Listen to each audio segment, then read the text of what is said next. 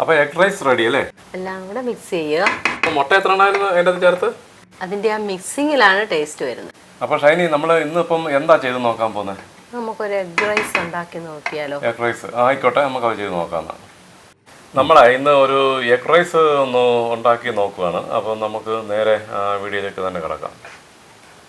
അപ്പം നമ്മൾ ചൂടായ പാത്രത്തിലോട്ട് എണ്ണ ഒഴിച്ചല്ലേ? എണ്ണ ഒഴിച്ച് ഇനി അതിനകത്തോട്ട് ചെറുതായി അരിഞ്ഞ വെളുത്തുള്ളി, ചെറുതായിട്ട് അരിഞ്ഞ് വെച്ചിരിക്കുന്ന വെളുത്തുള്ളി. എണ്ണ നല്ലതായിട്ട് ചൂടായി, അതുകൊണ്ടാണ് അതെടുത്തിട്ട് ഒരു 2 ടേബിൾ സ്പൂൺ എന്നിട്ട് ഇളക്കുക. അത് കുറച്ചൊരു മൂപ്പാകുമ്പോഴത്തേക്ക് ചൂടാകുന്നേ ഉള്ളൂ.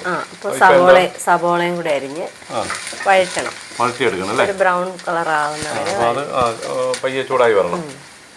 അപ്പം നമ്മുടെ സവാള എല്ലാം വഴന്നു വന്നല്ലോ. ഇനിയിപ്പം നമ്മൾ എന്താ ചെയ്യേണ്ടത്? അതിലേക്ക് ഇനി കുറച്ച് കാശ്മീരി ചില്ലി പൗഡറും കുറച്ച് മീറ്റ് മസാലയും കുറച്ച് ഗരം മസാലയും എല്ലാം കൂടെ മിക്സ് ചെയ്ത് അതിന്റെ പച്ചമണം മാറുന്നവരെ ചൂടായി വരണം അല്ലേ? അപ്പോൾ അതിങ്ങനെ ഒന്ന് എല്ലാവരും മിക്സ് ചെയ്യാം. ഇപ്പം നമ്മൾ ഇതിലേക്ക് ഇടാൻ വേണ്ടി നമ്മൾ വേവിച്ച് വെച്ചിരിക്കുന്ന വെജിറ്റബിൾസ് എല്ലാം കൂടെ എടുത്ത് ഇടണ്ടേ? ഇതല്ലേ ഇത്? അതെ, ഇതാ വേവിച്ച് വെച്ചിരിക്കുന്നത്. അത് നമുക്ക് ഉള്ള പച്ചക്കറികൾ നമ്മുടെ കയ്യിലുള്ള ക്യാപ്സിക്കം, ബീൻസ്, ക്യാരറ്റ് അല്ലേ? അല്ല, നമ്മൾ വേവിച്ച് വെച്ചിരിക്കുന്ന അതെല്ലാം കൂടെ എടുത്ത് ഇതിൻ്റെ വഴറ്റിയ മസാലയിലേക്ക് സവാളക്കകത്തോട്ട് എല്ലാം കൂടെ ഇട്ട് നമ്മൾ മിക്സ് ചെയ്യണം അല്ലേ? എല്ലാം കൂടെ മിക്സ് ചെയ്യണം. അത് കുറേ നേരം കിടക്കണം അങ്ങനെ? കുറച്ച് സമയം അതെല്ലാം ഒന്ന് അതിലേക്കൊന്ന് പറ്റുന്നവരെ. അപ്പോൾ ഇനി നമ്മൾ ഇതിനകത്ത് ഈ മുട്ട ചിക്കി പൊരിച്ചോട് വെച്ചിട്ടില്ലേ?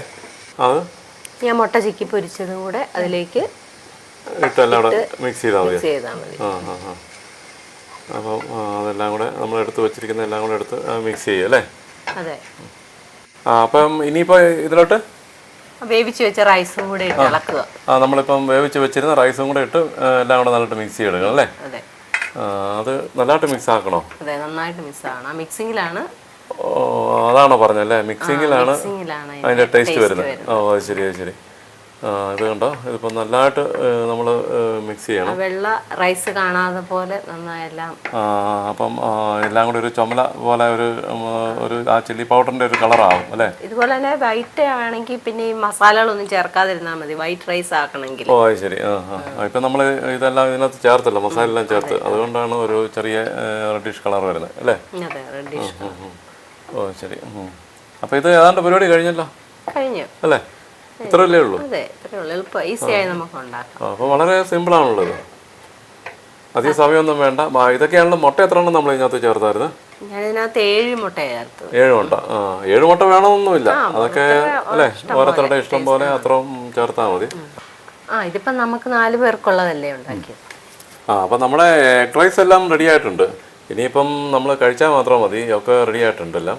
ഇത് അധികം സമയമൊന്നും എടുത്തൊന്നുമില്ല കേട്ടോ, പെട്ടെന്ന് തന്നെ നമുക്ക് ഇതെല്ലാം ചെയ്യാനായിട്ടുള്ളേ ഉള്ളൂ.